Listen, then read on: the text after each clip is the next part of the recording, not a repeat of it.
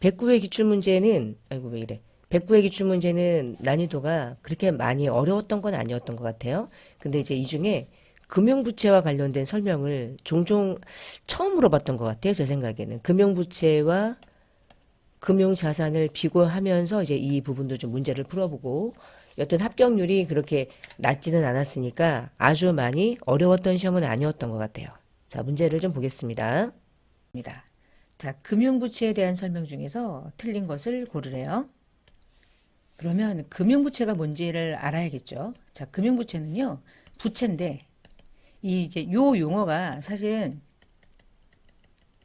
한국채택국제회계 기준의 용어예요. 용어는, 요 자체는. 그래서 금융부채는 한국채택국제회계 기준이라는 그 기준을 공부할 때는 상당히 중요한 용어로 많이 사용되고, 일반 기업 회계 기준에서는 잘 사용하지 않는 용어인데, 이것도 이제 우리 기준에서는 종종 물어보려고 약간 또 시동을 건다라고 생각하시면 되겠습니다.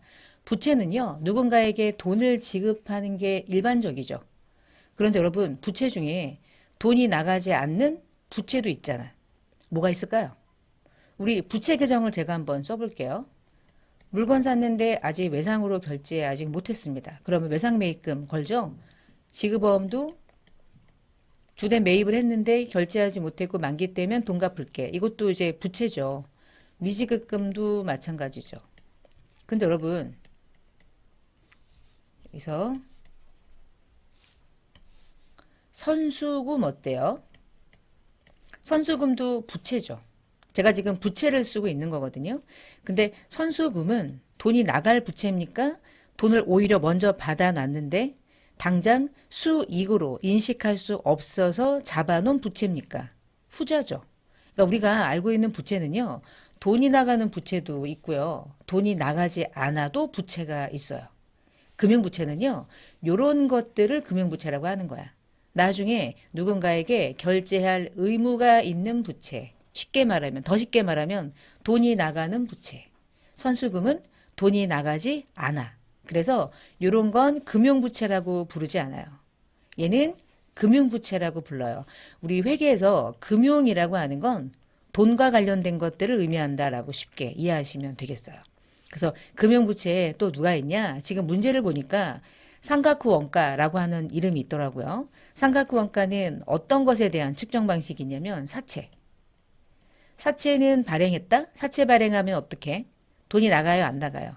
만기가 되면 돈 나가죠.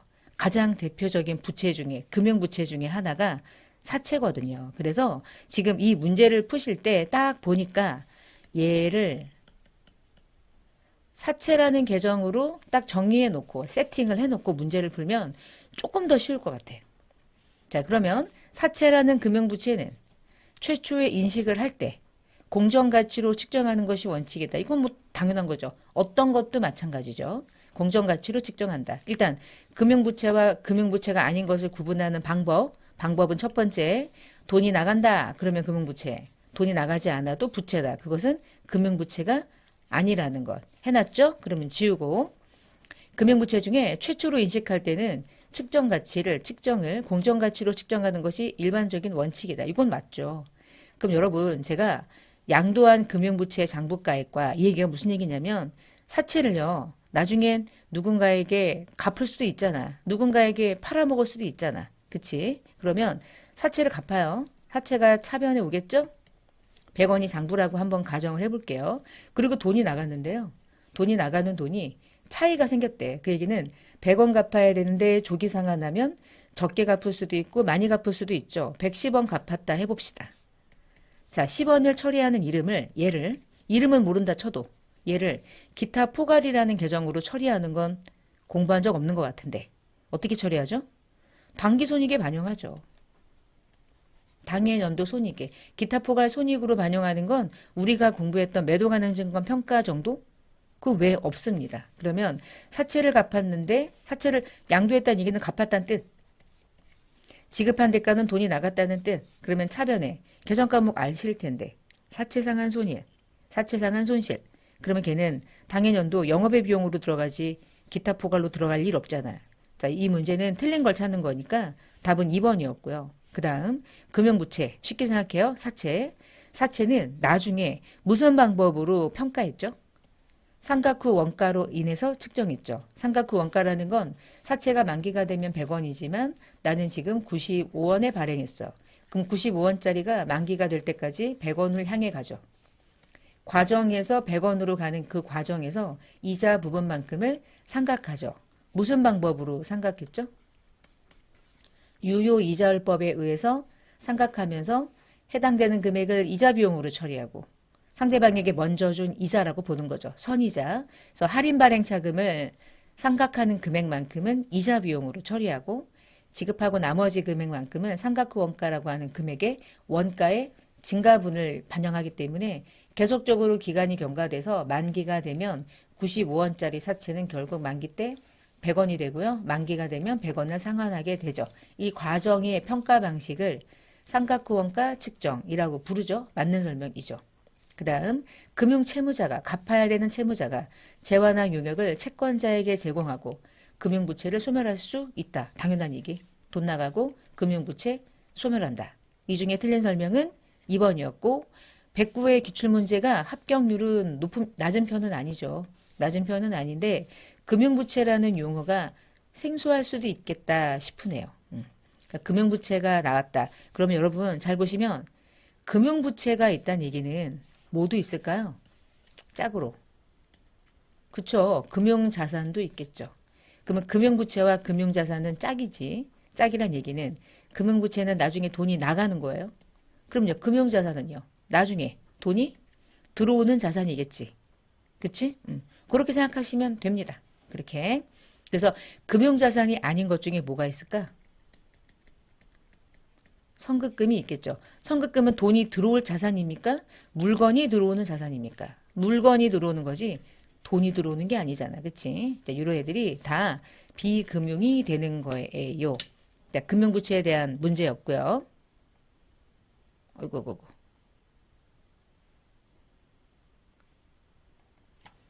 유가증권에 대한 문제입니다. 옳은 것을 찾으세요.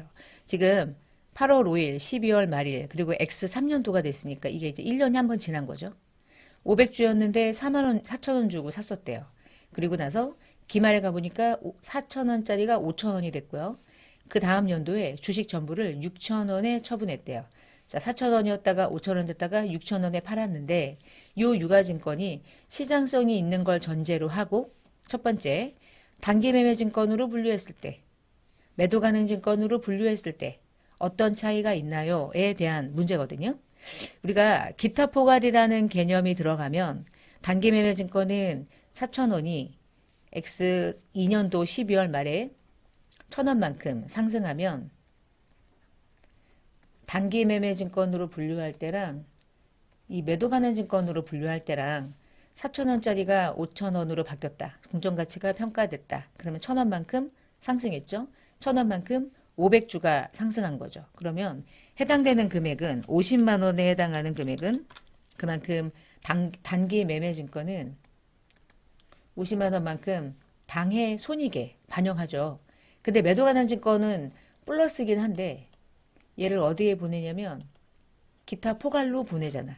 그 얘기는 얘는 단기 손익에 영향을 미치고 얘는 영향을 안 미치고 그랬다가 X3년도 4월 말에 이 전체 주식을 6,000원에 처분하면 연도가 바뀌었죠?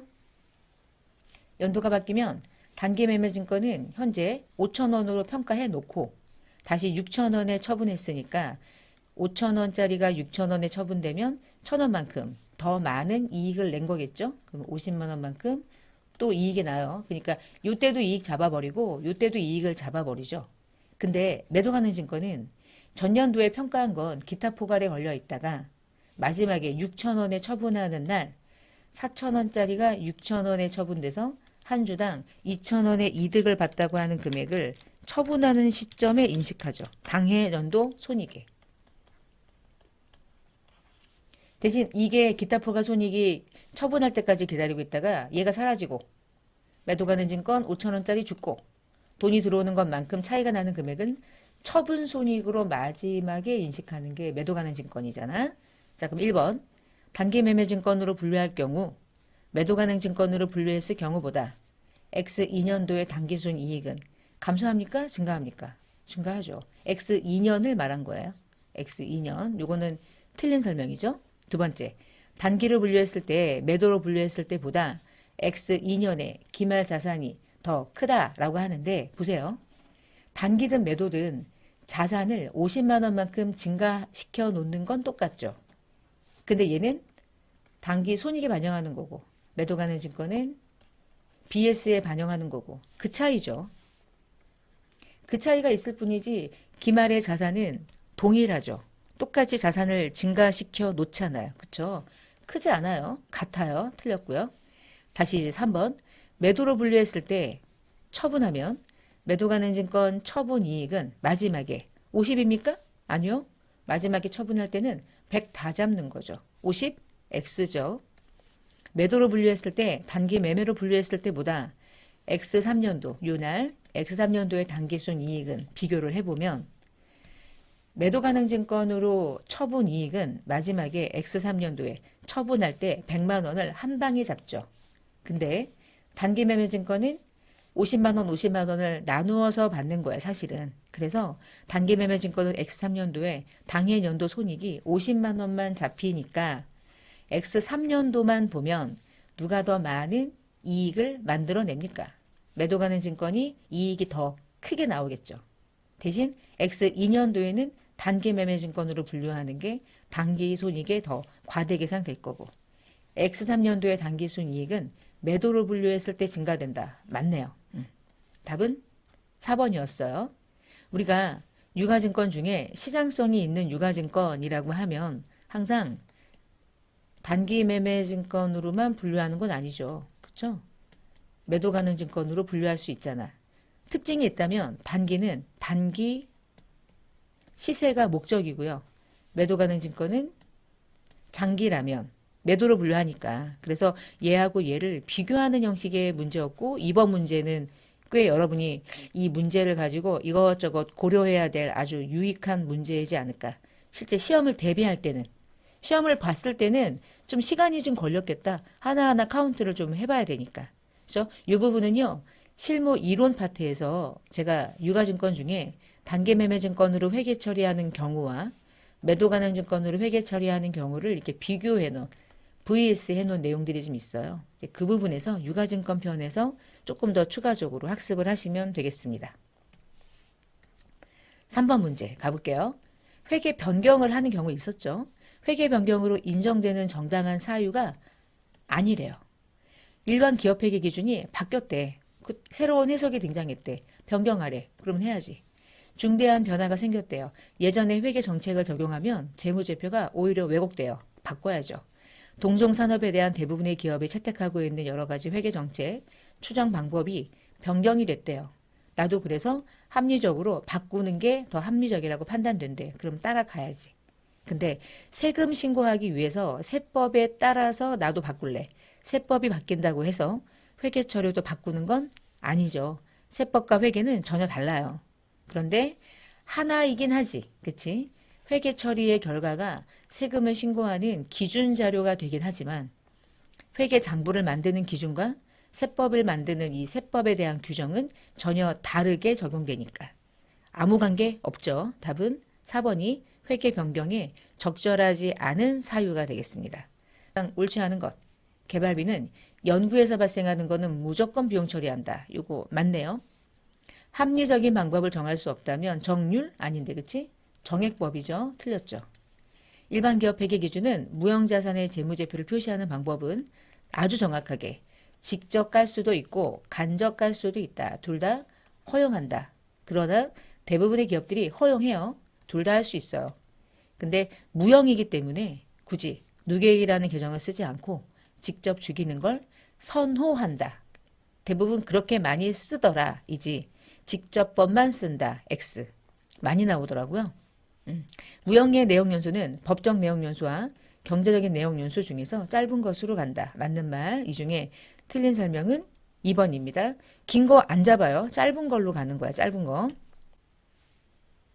5번 문제 보겠습니다. 다음 중 자본에 대한 설명 중에서 틀린 것은 1번 자본은 자산에서 부채를 차감한 잔여 지분이다. 맞죠? 주식의 발행가액이 액면보다 크면 그 차액은 주발초죠. 근데 주발초는 이익잉여금으로 가는 게 아니라 자본잉여금으로 분류되죠. 틀렸죠. 3번에 납입된 자본에 기업 활동을 통해서 획득해서 발생한 기업의 활동을 위해서 유보된 금액은 가산한다. 그 가산된 금액이 이익잉여금이겠죠. 납입된 자본의 소유주에 대한 배당으로 주주 지분 감소액이 생기면 당연히 차감하죠. 배당금은 2월 이익 잉여금을 통해서 배당금을 지급하고 잉여금의 감소를 가져오죠. 자, 5번의 답은 틀린 설명 2번입니다. 자, 6번. 이제 6번부터는 원가 외계 문제죠. 이렇게 나야겠구나. 자, 질문은요. 제조간접비 배부 차이가 25만 원이 과대였대요. 실제 금액이 얼마니에요? 그러니까 이거지 뭐. 실제 금액은 예정 금액과의 차이인데 배부 차이가 근데 배부 차이가 25만 원이 과대였대. 예정이 25만 원이 많았다. 이 얘기죠. 그럼 얘가 얼마냐를 물어보는 거고요. 예정 배부율은 시간당 3,000원이고요. 나는 하루당 5시간으로 해서 총 100일간 작업했대요. 그러면 토탈 해당하는 금액은 5시간씩 해서 100일간 작업했으니까 예정 배부한 금액은 500시간을 일한 거고요. 3,000원을 곱하면 3, 5, 15 예정 배부한 금액은 150이었습니다.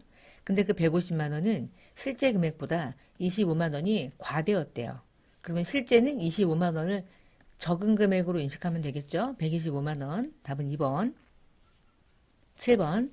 X 3년도에 사용했던 원재료는 50만 원입니다. 그런데 X 3년도 초에 원재료와 관련된 재고액은 X 3년도 말 원재료 재고액보다 5만 원이 적대요.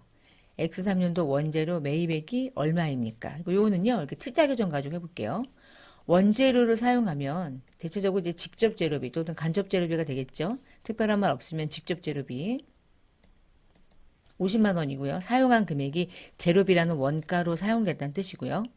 연초의 원재료 재고액이 연말의 원재료 재고액보다 5만 원이 적대요. 그러면 기말을 5만 원이라고 주면 기초는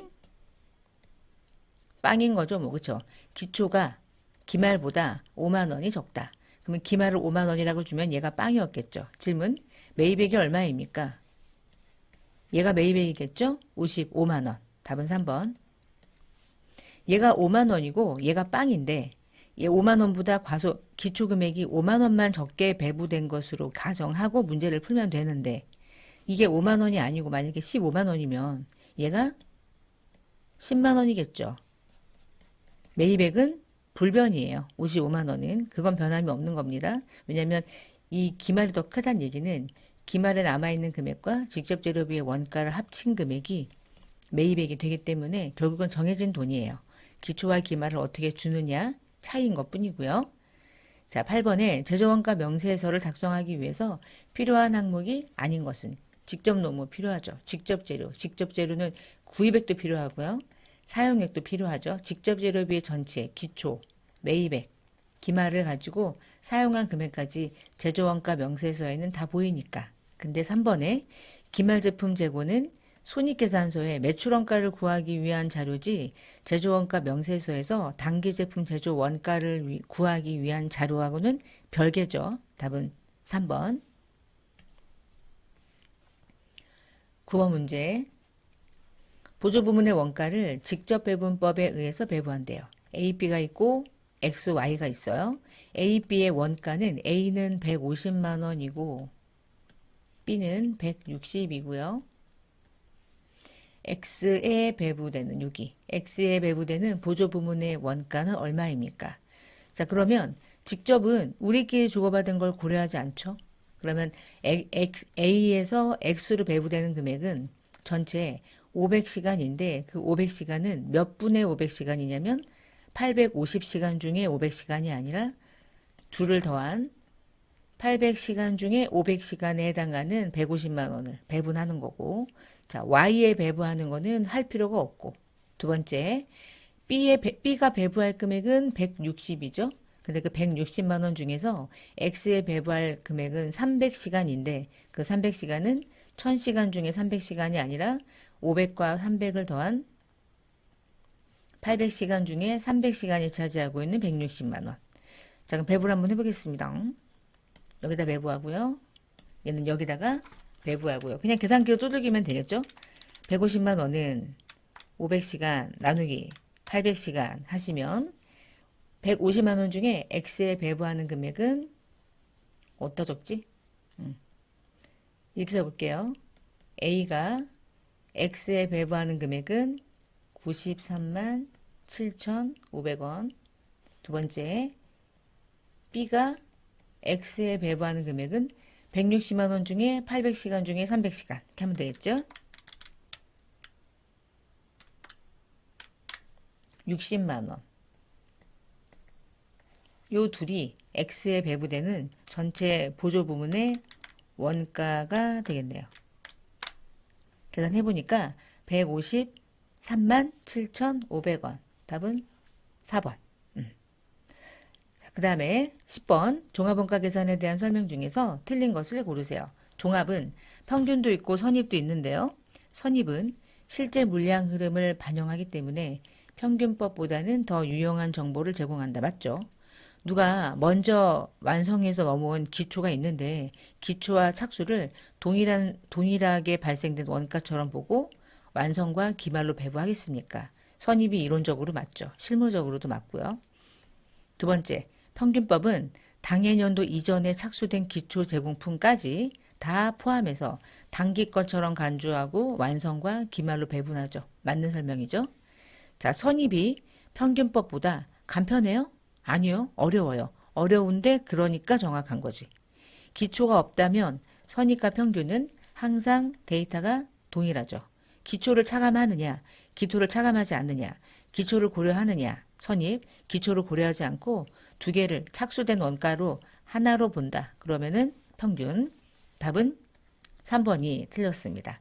어려울수록 정확하죠. 보조 부문의 원가 중에서 직접은 심플하죠. 그렇지만 간단하죠. 상호는 어렵죠. 그러나 보다 정확하죠. 배분하는 게. 이렇게 해서 10번까지는 원가 회계 문제고요. 11번부터는 부가세입니다. 공급시기 설명 중에서 틀린 것을 고르시오. 임대보증금의 간주 임대료는 1년 내내 그냥 번 돈을 나누어서 부가세를 신고하는 거기 때문에 3개월 단위로 가면 1기 예정 종료일, 1기 확정 종료일. 근데 1기 확정 종료일은 1기라는 과세기간의 종료일이죠. 그래서 예정신고 기간의 종료일과 과세기간의 종료일로 간다. 맞다. 폐업 전에 폐업 전에 공급한 용역의 공급 시기가 폐업일 이후에 도래된다면 폐업은 항상 폐업일을 공급 시기로 간다. 세 번째, 장기할부 판매와 관련한 장기할부 조건의 용역의 공급은 장기죠. 대가의 각 부분을 받기로 한 때, 그것은 용역도 마찬가지고 재화도 마찬가지예요. 자, 용역의 각 대가의 부분을 받기로 한 때에 대가를 받지 못하면 그때를 공급 시기로 보고 외상 걸면 돼요. 공급식으로 보지 않는다? 아니야. 본다. 이렇게 똑같이 보는 거예요. 12번째, 면세가 아닌 것은 항공법에 의해서 여객운송과 관련된 건 여러분 비행기 결제할 때 부가세 부담하죠. 우리가 여객운송 용역 중에서 버스나 지하철 요금 같은 가장 기본적인 운송수단은 면세지만 택시부터는 몽땅 과세죠. 자, 도서나 신문은 무조건 면세, 연탄과 무연탄까지만 면세죠. 유연탄이나 갈탄, 착화탄은 과세고요. 그냥 수집용 우표 말고 우표, 인치대, 증지, 복권은 죄다 면세. 항공법에 의한 항공기 여객 운송 용역은 과세. 자, 13번. 부가세법상 재화의 공급에 해당하는 거래는 과세사업자가 폐업을 한대요. 근데 남아있대요. 어떻게? 그냥 가요? 폐업 시 잔존 재화로 부가세 과세해요. 과세하죠. 공급으로 보는 거죠. 자, 그럼 두 번째. 사업장별로 그 사업과 관련해서 모든 권리와 의무를 포괄적으로 승계하는 경우는 공급으로 보지 않는다. 이랬죠. 세금을 조세로 물납했대요. 공급으로 보지 않는다. 강제경매나 공매에 의해서 재활을 인도하는 경우도 공급으로 안 본다. 단순하게 기본적으로 공급으로 보는 경우는 1번 되겠습니다. 소득세법상 과세 방법이 다른 것은 과세 방법이라고 하는 게 종합소득으로 합산과세하느냐, 종합과세하느냐, 분리과세하느냐, 분류과세하느냐 그 얘기죠. 자, 복권 당첨 되면 좋죠. 그리고 또 좋아요. 무조건 아이고 글씨가 이상하네. 얘는 무조건 분리과세가 되죠. 자, 이런 근로소득은요. 얘도 무조건 분리과세죠.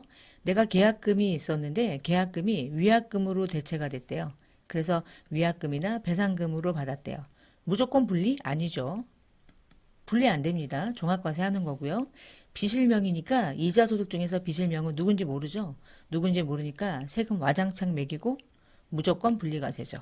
나머지 세 개는 무조건 분리과세고요. 얘는 종합과세가 되죠. 다른 것은 3번이었습니다. 근로소득만 있는 근로소득자가 연말정산할 때 산출세액에서 공제가 되는 세액공제 설명 중에서 틀린 것 1번 보험료 중에서 저축성 보험료는 공제 못 받죠. 맞아요.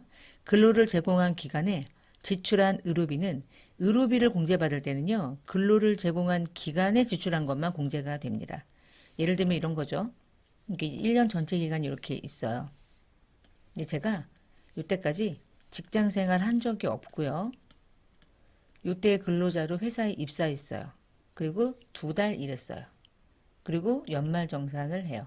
2달 일하든 한 달 일하든 마지막 12월 말일에 근무하고 있는 회사에게 회사로부터 연말정산 소득 받은 것만큼 연말정산은 무조건 하는 거예요. 2달 받았든 석 달 받았든.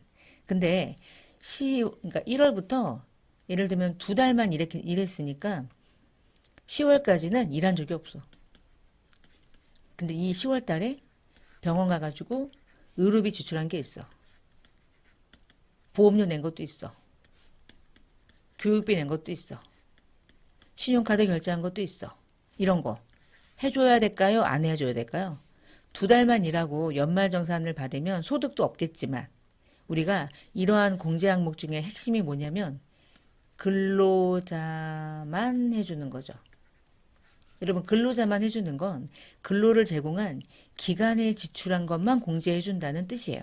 그래서 교육비도 마찬가지고요. 보험료도 마찬가지고 의료비도 마찬가지고 신용카드도 마찬가지입니다. 근로를 제공한 요 기간에 지출한 거는 공제 가능하지만 근로 제공하지 않은 기간에 지출된 여러 가지 공제 항목들은 근로자만 받는 특별 공제 항목들은요. 공제받을 수 없어요. 의료비, 근로를 제공한 기간에 지출한 의료비만 공제가 된다. 맞는 말이고 여기에 들어가는 건 보험료만 이래도 맞아요. 신용카드만 해도 맞는 거예요. 교육비만 해도 맞는 거예요. 3번 직계존속에 대한 일반 대학교 등록금은 공제 안 해주는데 직계존속인데 교육비 공제받고 싶어. 그러면 반드시 장애인 교육과 관련된 특수교육일 때만 가능해요. 네 번째, 의료비와 관련된 세액공제는 반드시 내가 지출된 의료비가 총 급여액의 3%를 초과했을 때만 받아요. 그래서 내가 지출된 의료비가 100만 원인데 총급여에다가 3%를 곱해보니까 90이야. 초과 안 하죠. 그러면 100만 원 의료비는 날아가는 거지. 못 받아. 내가 만약에 총급여의 33%가 예를 들어 90만 원이라면 적어도 총급여액의 총급여액의 3%가 90이면 100만 원이면 90만 원이니까 10만 원 초과했네. 잘못했네. 얘를 190으로 바꿀게요. 내가 지출된 의료비가 100만 원이고요. 총급여액의 3%를 곱한 금액이 190이야. 그럼 이 100만 원은 190만 원을 초과하지 못했죠. 그러면 공제가 안 되는 거고. 만약에 내가 지출된 의료비가 100만 원인데 총 급여액의 3%를 해당하는 금액이 예를 들어서 80만 원이다. 그럼 의료비로 공제받을 수 있는 기준 금액은 20만 원만 지출된 것으로 공제받는 거죠. 여기에다가 이제 15% 세액을 공제받죠. 가장 기본 의료비 세액 공제율. 이런 식으로 총급여의 3%를 초과했을 때만 하면 여기서 어떨 때만 이렇게 단적인 예를 들면 그런 것도 있고 아닌 것도 있고 하잖아. 그치? 근데 얘는 그렇지만 맞아. 그 경우에만 맞아. 그쵸? 직계존속은 장애인과 관련된 특수교육비일 때만 가능해요. 일반 대학교 등록금은 공제가 불가능해요. 이 말도 맞죠? 답은 공제가 안 되는데 공제가 됐다고 했으니까 15번은 3번이 틀린 설명이었습니다. 이 부분도 꽤 유용한 문제고 우리가 이제 요거는 뭐 객관식 문제도 중요하지만 실무편에서 연말정산 프로그램을 활용해서 공제받는 항목을 입력할 때도 상당히 또 카운트할 때 상당히 또 중요한 부분이기도 하죠.